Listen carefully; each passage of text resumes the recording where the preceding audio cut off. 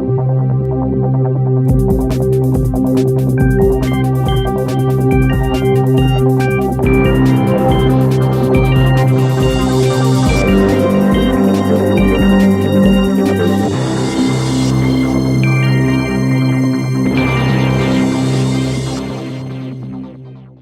and welcome to this week's Accountancy Age Big Question webcast.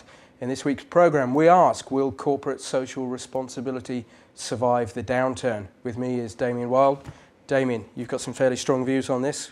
Will it survive the downturn? Will people stop paying attention to their corporate social responsibilities?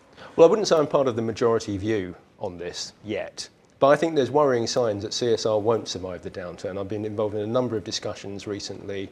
I took part in the debate at the Oxford Union on this as well, where I have to say our side lost, arguing that it wouldn't survive the downturn. But there's some pretty powerful arguments made on our side of the floor and coming from the audience as well. And I think if you look at some aspects of CSR, there's no doubt that they are here to stay.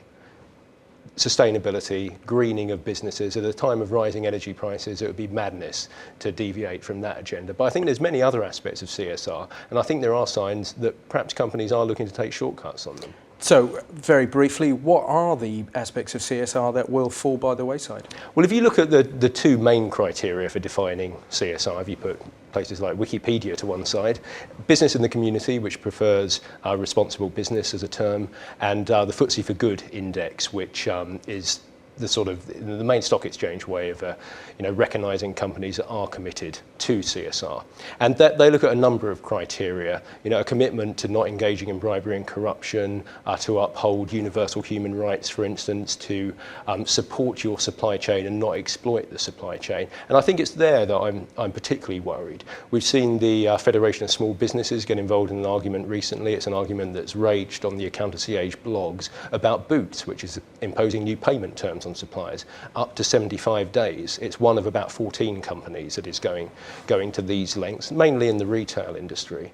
They're also imposing a settlement fee on smaller businesses doing business with them. And what many people on our website are asking is, they're saying, it's fine to sign up to the sustainability agenda and that aspect of CSR, but unless you're dealing fairly with your suppliers, you're not truly committed to it. Well, we've already seen evidence that suppliers are being punished in some way there, but it does, your view does rather suggest that once the downturn comes, things start to bite, then anything overseas, such as paying attention to the human rights in the countries you're investing in, or indeed bribery and corruption, can be ignored.